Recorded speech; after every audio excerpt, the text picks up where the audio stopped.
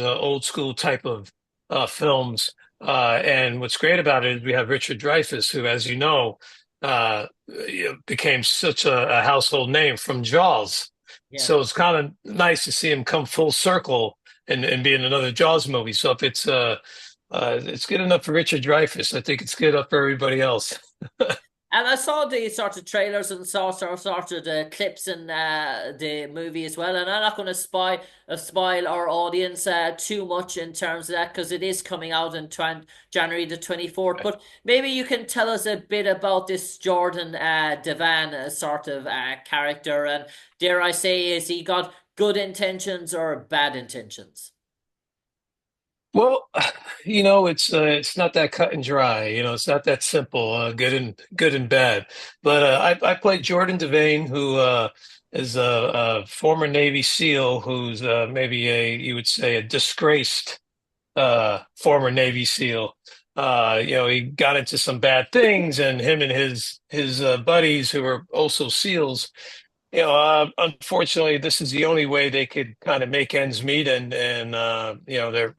there's no other way for them. So they find themselves stealing from the drug dealers on the water, on the open seas, and he's.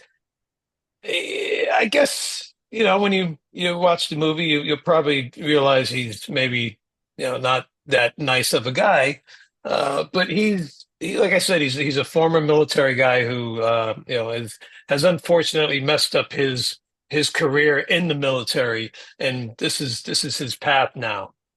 And tell us about the production and shooting of this movie. Where did you shoot in terms of location and those sort of water type scenes as well? Those sort of stunt scenes. Where did you shoot those in terms of maybe block shooting, outdoor location sort of stuff? Oh, we had so much fun on this. All my scenes were on the water, Yeah. on a yacht, on a yacht in the water. It's in Thailand. Beautiful, beautiful place in Thailand called Krabi, Thailand, and it was just absolutely beautiful. So uh, they didn't have to do anything in regards to how the environment and how it's going to look. Everything that you see is exactly how it is out there in Krabi, Thailand. It's just beautiful water, beautiful open water. The crew, we filmed with mostly the crew in Thailand, and they're just so professional, and it was just so well done. This is done by Damon Hillen Entertainment that produced this film. Uh, so it's just it was a great cast, good people, directed by Christian Sesma, who has done a lot of films as well, and he just really was the captain of our ship. He really just directed everything and put everything together, and it was a fun ride, a smooth ride, and I think people are going to really enjoy it. And tell us about this bit about the action and the sort of stunt scenes as well. I know there's a few underwater sort of scenes, and there's sort of, dare I say, action in terms of jumping between vessels, dare I say. And was that all sort of, did you all partake in your own sort of scenes? Was it very much actor heavy in terms of focus, or was there a few, there were just some scenes that were deemed a bit too dangerous in terms of have the expert or stunt double take its place? Yeah, I'd say we had a nice combination of the two. We had some great stunt performers as well, but we did a lot of it. Was definitely actor heavy. We did a lot of our own stunts, to where of course we're not going to get injured and stop production. But a lot of the stuff like Scout Taylor Compton, who plays Cassidy.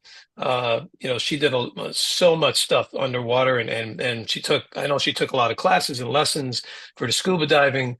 So there was a lot of stuff. I'd say pretty much. I think she did most of her own stunts, and I did most of mine. So I think it was like I said, but we had a nice combination of it. And tell us, obviously, one of the other big elements of this movie is the predator himself. And obviously, when you're shooting these type of movies, it's open to the imagination while you're sort of filming it in terms of what it may look like. But is it always an added surprise as a cast and crew when you get to see it back first, the final product, and say, that's what I was imagining or screaming in the middle of air for no apparent reason. That's what I was actually screaming at, dare I say. Yeah, that's it's always tough because it's like, you're trying to, some these are life and death situations, and you're trying to do your best to make it as real as you can.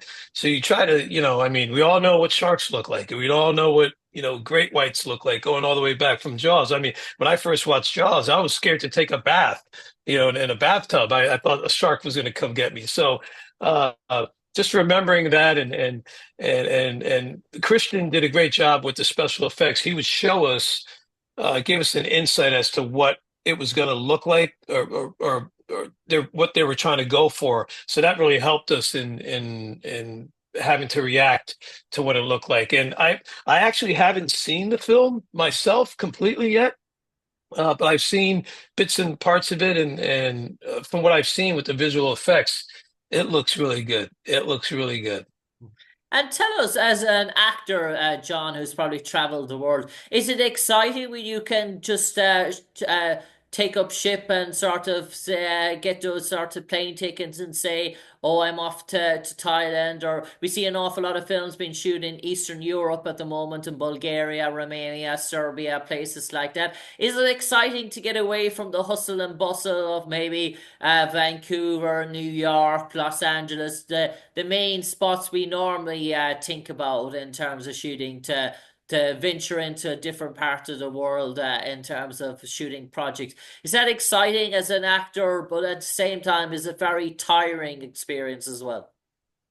Oh no, I'd say it's definitely exciting. It's I call it a workcation because you're working, but you're in this beautiful country and you're in this beautiful surroundings. And to be honest, when else would I think to take a trip to Thailand, to Krabi, Thailand? I hadn't even heard of Krabi, Thailand.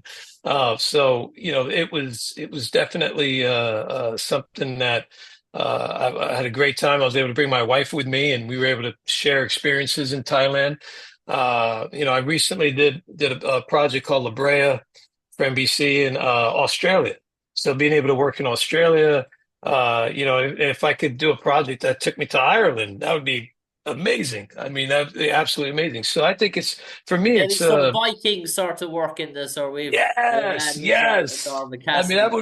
that would be awesome. So I think it's to me that's the great benefit of what we do. And yeah, hey, look, it's great to film in New York and to film in California and different places, but to get out and visit places that are, you might never have thought of actually going to, or when would you have the time to go to these places? So I think that really adds to the intrigue.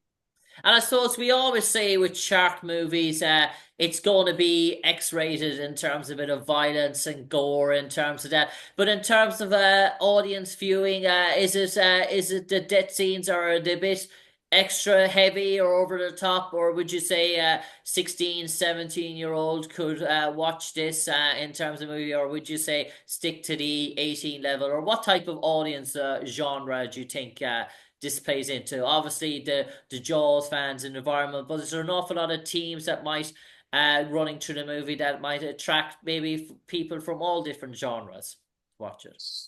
Yeah, I think it's funny because I think these days, I mean, I don't know what are they not watching? So the whole ratings and all that. It's I mean, look, it's violent. There's some stuff in there, and even maybe some verbal things, but you have a shark that's and you have some bad guys in it. So I think it's definitely something that teens can handle. Okay, okay.